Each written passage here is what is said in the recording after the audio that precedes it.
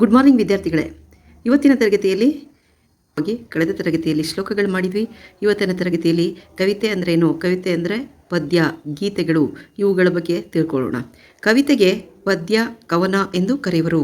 ಪ್ರಾಚೀನ ಕಾಲದ ಕನ್ನಡ ಸಾಹಿತ್ಯವು ಹೆಚ್ಚು ಕಾವ್ಯಮಯವಾಗಿದೆ. ಧರ್ಮ, ಸಂಸ್ಕೃತಿ, ಮಾನವೀಯ ಮೌಲ್ಯಗಳು, ಕಲೆ, ಸಾಮಾಜಿಕ ಜೀವನವನ್ನು ಕುರಿತು ಪದ್ಯ ಅಂದರೆ ಕವಿತೆ ಬ್ರಾಕೆಟ್ನಲ್ಲಿ ರೂಪದಲ್ಲಿ ಹರಿದು ಬಂದಿದೆ.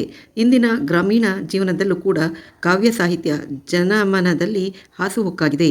ಕನ್ನಡ ಕಾವ್ಯ ಸಾಹಿತ್ಯದಲ್ಲಿ ರಚಿತವಾಗಿದ್ದ ಧರ್ಮ, ಸಂಸ್ಕೃತಿ ಹಾಗೂ ಪುರಾಣ ಕೃತಿಗಳು ಜನರನ್ನು ಆಕರ್ಷಿಸುವಂತೆ ಮಾಡಿದೆ. ಪದ್ಯವು ರಸಭಾವ ಸಹಿತವಾದದ್ದು. ಶಬ್ದಾರ್ಥಗಳಿಂದ ಕೂಡಿರುವುದೇ ಕಾವ್ಯ. ಮಾನವನ ಪದ್ಯವಾಗಿರುವುದು. ವ್ಯಕ್ತಿಯ ಭಾವನೆಗಳ ಒತ್ತಡ, ತುಡಿತ, ಮಿಡಿತಗಳು ಅವನ್ನು ರಚಿಸಿರುವ ಪದ್ಯ ಹಾಗೂ ಕವಿತೆಯಲ್ಲಿ ಮೈ ತಳೆಯುತ್ತವೆ. ಕವಿ ತಾನು ಕಂಡ ಬದುಕಿನ ಚೆಲುವು ನಿಲುವುಗಳನ್ನು ತನ್ನ ಕವನಗಳ ಮೂಲಕ ವ್ಯಕ್ತಪಡಿಸುತ್ತಾನೆ. ಪದ್ಯಗಳು ಸತ್ಯ, ಸೌಂದರ್ಯ, ರಸ, ರಾಗ, ಕಲ್ಪನೆ, ಭಾವನೆ ಮೊದಲಾದವು ಜೊತೆಗೆ ನಮ್ಮ ಮನಸ್ಸನ್ನು ಸೆಳೆಯುವವು, ನಮಗೆ ಆನಂದವನ್ನು ಉಂಟುಮಾಡುವವು. ಮುಂದಿನ ಭಾವಿ ಪ್ರಜೆಗಳಾದ ಇಂದಿನ ಮಕ್ಕಳು ಆ ಆನಂದವನ್ನು ಅನುಭವಿಸುವರು. ಇದರೊಂದಿಗೆ ಉನ್ನತ ಮೌಲ್ಯಗಳಿಗೆ ಅವಕಾಶವನ್ನು ಮಾಡಿಕೊಡುವುದು. ಪದ್ಯ ಅಂದರೆ ಪದ್ಯದ ಅರ್ಥ ಏನಪ್ಪ ಅಂತ ಹೇಳಿದ್ರೆ, ಕವಿಯೊಬ್ಬನ ಕನಸು, ಕಲ್ಪನೆ, ಅನಿಸಿಕೆ, ಭಾವನೆ ಹಾಗೂ ಅನುಭವಗಳು ಸುಂದರವಾದ ಭಾಷೆಯಲ್ಲಿ ಸುಸಂಬದ್ಧವಾಗಿ ಹಾಗೂ ಛಂದೋಬದ್ಧವಾಗಿ ಅಭಿವ್ಯಕ್ತಗೊಳಿಸುವುದೇ ಪದ್ಯ. ಪದ್ಯವು ಸೃಜನಶೀಲ ಅಭಿವ್ಯಕ್ತಿಯಾಗಿರುವುದು. ವ್ಯಕ್ತಿಯೊಬ್ಬನ ಒಳನೋಟಗಳು, ಕಲ್ಪನೆಗಳು ಅಡಗಿರುತ್ತವೆ. ಇವು ಸುಸಂಬದ್ಧ ರಚನೆ ಆಗಿದ್ದು ಲಯ ಮತ್ತು ಪ್ರಾಸಬದ್ಧವಾಗಿರುತ್ತವೆ. ಶಬ್ದಾರ್ಥಗಳಿಂದ, ರಸಭಾವಗಳಿಂದ ಕೂಡಿರುವ ಕಾವ್ಯಕ್ಕೆ ಪದ್ಯ ಅಂತ ಹೇಳ್ತೀವಿ. ಅತ್ಯುತ್ತಮ ಪದಗಳ ಸುಸಂಬದ್ಧ ರಚನೆಯೇ ಪದ್ಯ. ಬದುಕಿನ ಚೆಲುವು ನಿಲುವುಗಳ ಕವನಗಳ ಮೂಲಕ ವ್ಯಕ್ತಪಡಿಸುವುದಕ್ಕೆ ಪದ್ಯ ಅಂತ ಕರೆಯುತ್ತಾರೆ. ಕವಿಯೊಬ್ಬನು ಕನಸು, ಕಲ್ಪನೆ, ಅನಿಸಿಕೆ ಹಾಗೂ ಅನುಭವಗಳನ್ನು ಸುಂದರವಾದ ಭಾಷೆಯಲ್ಲಿ ಛಂದೋಬದ್ಧವಾಗಿ ವ್ಯಕ್ತಪಡಿಸುವುದೇ ಪದ್ಯ. ಪದ್ಯವನ್ನು ಕುರಿತು ಲಾಕ್ಷಣಿಕರ ಅಭಿಪ್ರಾಯಗಳು ಏನಪ್ಪ ಅಂತ ಹೇಳಿದ್ರೆ, ಭಾಷೆಯ ಶ್ರೇಷ್ಠ ರೂಪವೇ ಪದ್ಯ. ಅನುಭವಗಳನ್ನು ಅರ್ಥೈಸಲು ಮಾಡುವ ಪ್ರಯತ್ನವೇ ಕವಿತೆ. ಜನರ ಮನಸ್ಸಿನಲ್ಲಿ ಉದ್ಯಾನದಲ್ಲಿ ಅರಳುವ ಮಂದಾರ ಕುಸುಮವೇ ಪದ್ಯ. ಇದನ್ನು ಡಾಕ್ಟರ್ ದ.ರಾ. ಬೇಂದ್ರೆಯವರು ಹೇಳಿರುವಂಥದ್ದು. ಗುಣಾಲಂಕಾರಗಳಿಂದ ಕೂಡಿದ ಶಬ್ದಾರ್ಥವೇ ಪದ್ಯ ಅವರು ಹೇಳಿದ್ದಾರೆ. ಹೀಗೆ ಪದ್ಯಗಳು ಶ್ರೇಷ್ಠವಾದ ಭಾಷೆಯೊಂದಿಗೆ ವಿಧಾತವಾದ ವಿಚಾರ, ಆದರ್ಶ, ಉನ್ನತ ಮಟ್ಟದ ತಿಳುವಳಿಕೆ, ಜನಜೀವನದ ಆಗುಹೋಗುಗಳ ಪರಿಕಲ್ಪನೆಗೆ ಅವಕಾಶ ಮಾಡಿಕೊಡುವ ಮೂಲಕ ಮೌಲ್ಯಗಳಿಗೆ ಆಧಾರ ಸ್ತಂಭಗಳಾಗಿವೆ. ಪದ್ಯಗಳು ಮನಸ್ಸಿಗೆ ಮುದವನ್ನು ನೀಡುತ್ತವೆ. ಮೌಲ್ಯಯುಕ್ತ ಪದಗಳನ್ನು ಅನುಭವಿಸುವುದು ಮಕ್ಕಳ ಹಕ್ಕು ಎಂದೇ ಹೇಳಬಹುದು. ಪದ್ಯವು ಒಂದು ಸಾಹಿತ್ಯದ ತಿರುಳಾಗಿದ್ದು, ಇಲ್ಲಿ ಬರುವ ರಸಭಾವಗಳು, ಅನುಭವ, ಗಮ್ಯವಾದ ವಸ್ತುಗಳು, ಪದ್ಯವು ನುಡಿಯುವುದು ಅದು ಹೃದಯ ಸ್ಪರ್ಶಿಯಾಗಿರುತ್ತದೆ.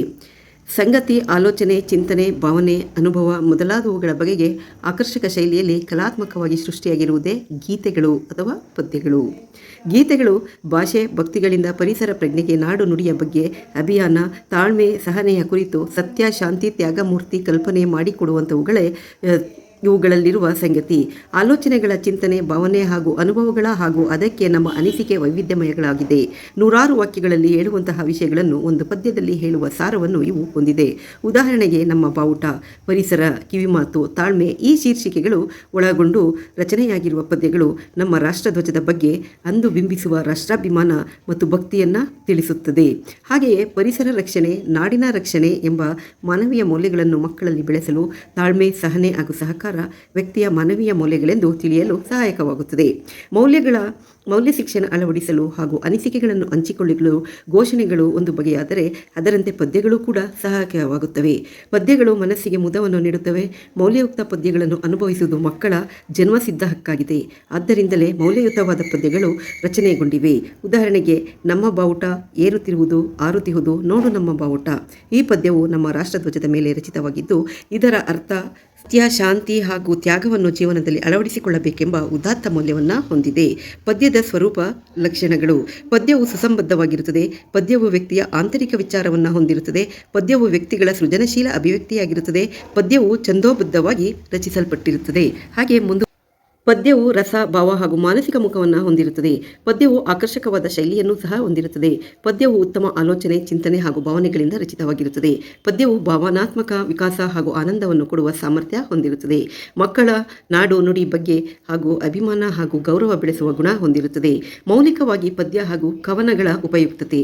ಪದ್ಯ ಅಥವಾ ಕವನಗಳು ಮೌಲ್ಯಗಳ ಆಧಾರವಾಗಿರುವುದಲ್ಲದೆ ಪೋಷಕವಾಗಿ ಕಾರ್ಯನಿರ್ವಹಿಸುತ್ತವೆ. ಮಕ್ಕಳು ಸಾಮಾಜಿಕವಾಗಿ, ಭಾವನಾತ್ಮಕವಾಗಿ, ಸೌಂದರ್ಯೋಪಾಸಕವಾಗಿ ಕಾರ್ಯನಿರ್ವಹಿಸುತ್ತಾರೆ. ಮಾಡಿಕೊಡುತ್ತಾರೆ. ವ್ಯಕ್ತಿಯ ಬದುಕನ್ನು ಆದರ್ಶದ ಕಡೆಗೆ ಸಾಗಿಸಲು ಅವಕಾಶ ಮಾಡಿಕೊಡುವ ಮೂಲಕ ನೈತಿಕ ಜೀವನವನ್ನು ಸಾಗಿಸಲು ಇವುಗಳ ಪಾತ್ರ ಪ್ರಮುಖವಾಗಿರುತ್ತದೆ. ವ್ಯಕ್ತಿಯಲ್ಲಿ ಕಲ್ಪನಾ ಶಕ್ತಿಯನ್ನು ಬೆಳೆಸುತ್ತದೆ. ಪದ್ಯಗಳು ಸಂಗೀತ ಜ್ಞಾನಕ್ಕೆ ಅವಕಾಶ ಮಾಡಿಕೊಡುತ್ತದೆ. ವ್ಯಕ್ತಿಯ ಸಮಗ್ರ ವಿಕಾಸಕ್ಕೆ ಅವಕಾಶ ಮಾಡಿಕೊಡುತ್ತದೆ. ವ್ಯಕ್ತಿಯ ಸೃಜನಶೀಲತೆಗೆ ಅವಕಾಶ ಮಾಡಿಕೊಡುತ್ತದೆ.